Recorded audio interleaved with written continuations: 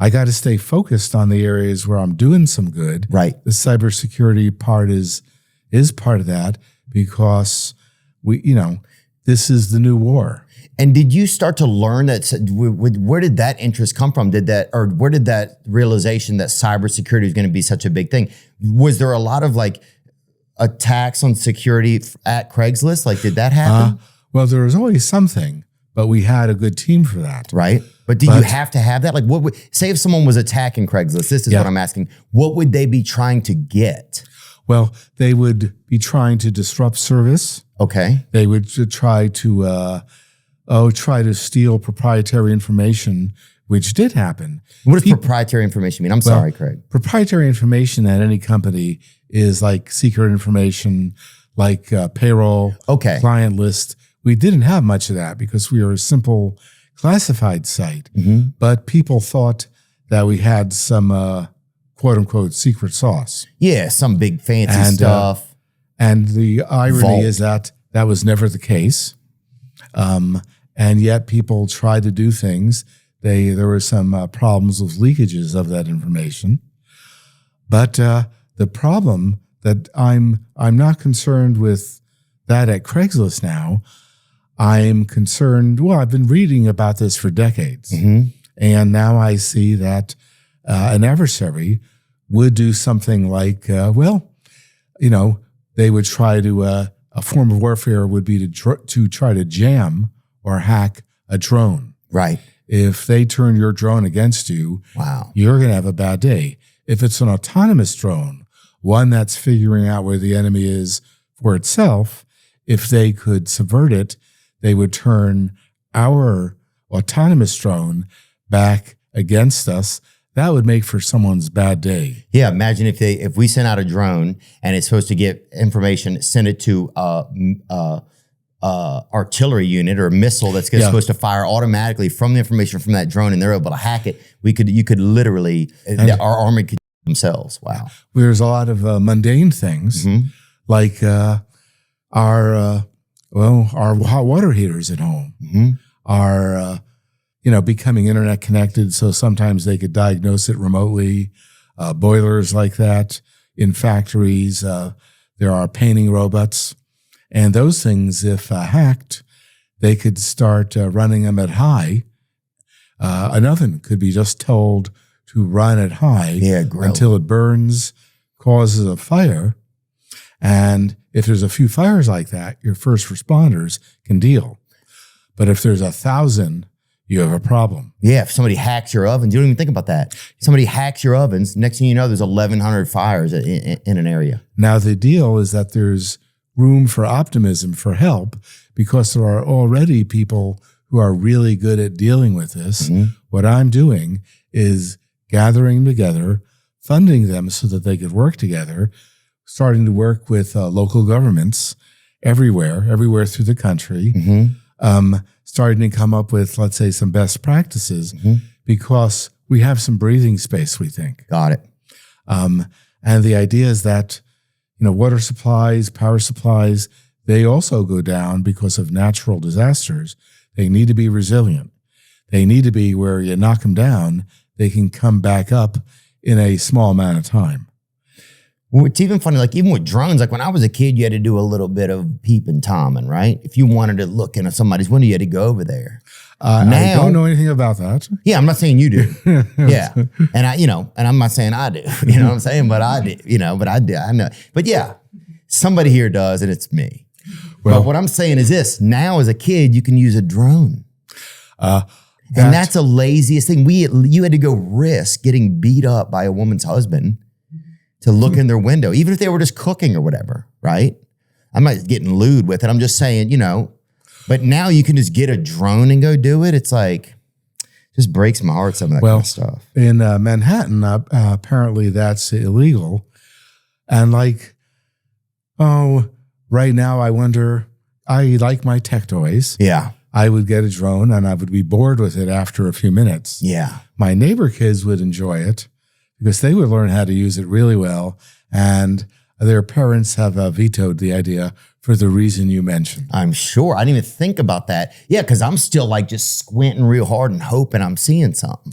Well, you know, it's a big problem in New York. I where bet there's that's awesome. Lots of big problems, lots of big cities all near each other. Yeah. And a contested airspace because we need the cops to have drones.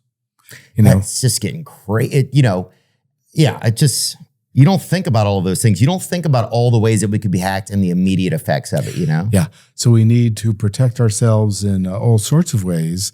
And that's why, the idea is to build networks of volunteers who are running, let's say, the nonprofit world, the NGO world, and that way then they cooperate with other parties.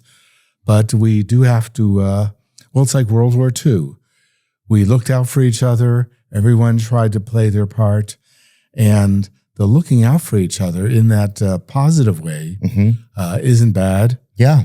And like right now, if something starts happening weird with my baby camera equivalent, I would like to be able to get help from someone. Right. And even worse, if the oven started running away, I would want to know what to do about that. Yeah. And I gotta focus on helping people who protect the country. Like there's vets and their families. There's active service members and their families. And right now, we're beginning to see battles on our soil, on our own systems, as a precursor to cyberspace warfare. Right now, people, like you, are as an influencer, you're a target.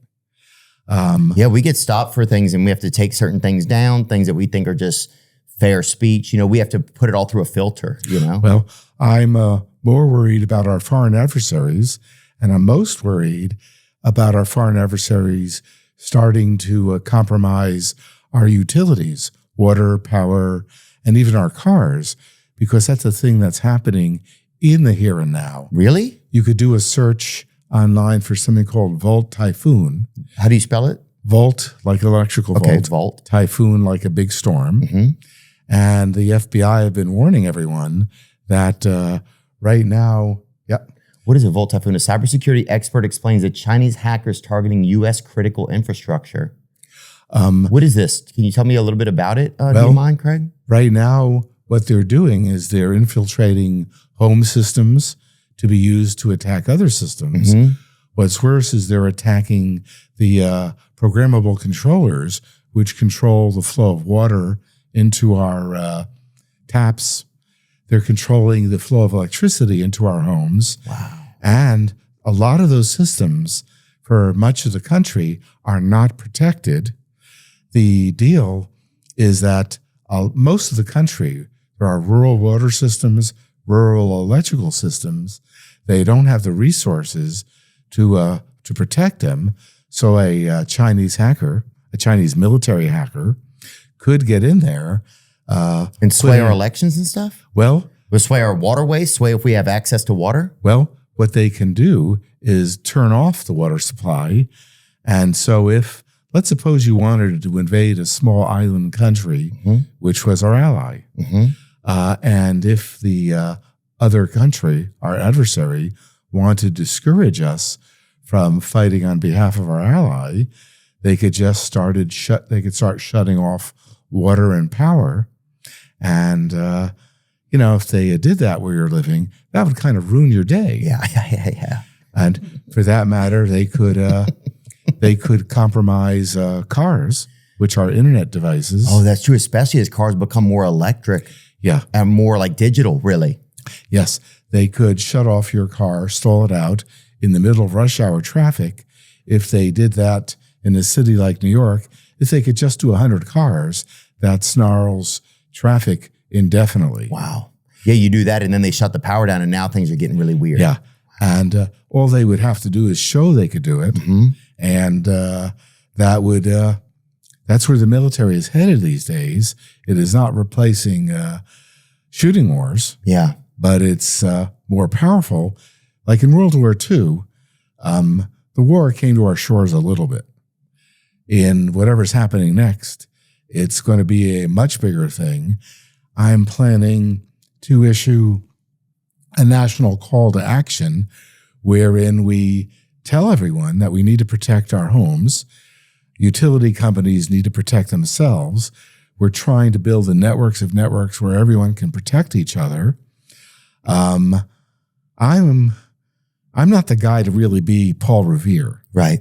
Because that would require like social skills. And remember, I'm a nerd. Yeah, but you could be his horse, maybe. Well, I need to be something. But the deal is as I issue this call to action, as I point out that many utilities are not protected, I'm going to piss off a lot of people. You think so? Why would they be upset? I don't understand that part. Well, sometimes people kill the messenger. And so I'll do it carefully. We're ramping up slowly. We have this Pause Take 9 campaign. So when you get a suspicious email, that could be phishing. And our adversaries are really smart. They're as smart as our guys. Yeah. And we need to know how to fight back. I need to consider helping out a new group being funded at Vanderbilt. At Vanderbilt? Yeah. Oh, nice. That's where I live in Tennessee. Well, they've just started within the past couple of weeks, started a new facility, which is going to be led by General Paul Nakasone, who led, I think it was Cyber Command.